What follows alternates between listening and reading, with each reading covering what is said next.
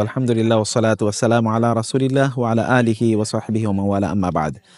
আপনাদের সাথে রাসূলুল্লাহ সাল্লাল্লাহু আলাইহি ওয়াসাল্লামের খুবই বিখ্যাত একটি হাদিস আজকে শেয়ার করব ইনশাআল্লাহ। রাসূলুল্লাহ সাল্লাল্লাহু আলাইহি ওয়াসাল্লাম বলেছেন, সালাসাতুন উকসিমু আলাইহিন্না, তিনটি জিনিস যার ব্যাপারে আমি কসম করে বলতে পারি যে এই তিনটি জিনিস ঘটবেই। সুবহানাল্লাহ, রাসূলুল্লাহ সাল্লাল্লাহু আলাইহি ওয়াসাল্লাম শপথ করেছেন এবং আপনারা যারা শুনছেন আপনারা মনোযোগ দিয়ে শুনবেন এবং এই তিনটি জিনিস আপনারা অবশ্যই নিজেদের মধ্যে বাস্তবায়নের চেষ্টা করবেন। তোর মধ্যে একটি হচ্ছে মা নাকাসা মালুম মিন সাদাকাতিন, অর্থাৎ যদি কেউ দান সাদাকা করে তাহলে তার সম্পদ কমে যায় না, বরং তার সম্পদ বেড়ে যায়, যেটি আল্লাহ তাআলা কোরআনে অন্য জায়গায় বলেছেন, ইয়ামহাকুল্লাহুর রিবা ওয়া ইউরবিস সাদাকাত। আল্লাহ সুবহানাহু ওয়া তাআলা সুদের যত ধরনের আয় ইনকাম উপার্জন আছে সব ধ্বংস করে দেন, কিন্তু দান সাদাকায়ের সম্পদগুলোকে আল্লাহ সুবহানাহু ওয়া তাআলা বাড়িয়ে দেন।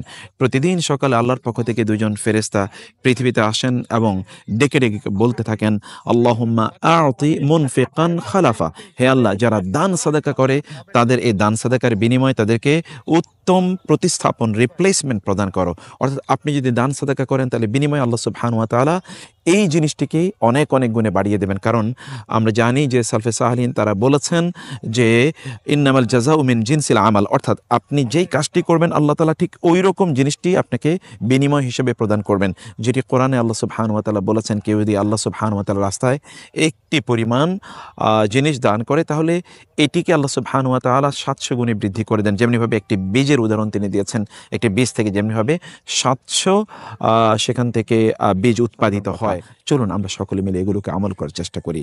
আল্লাহ তাআলা আমাদেরকে তৌফিক দান করুন। আসসালামু আলাইকুম ওয়া রাহমাতুল্লাহি ওয়া বারাকাতুহু।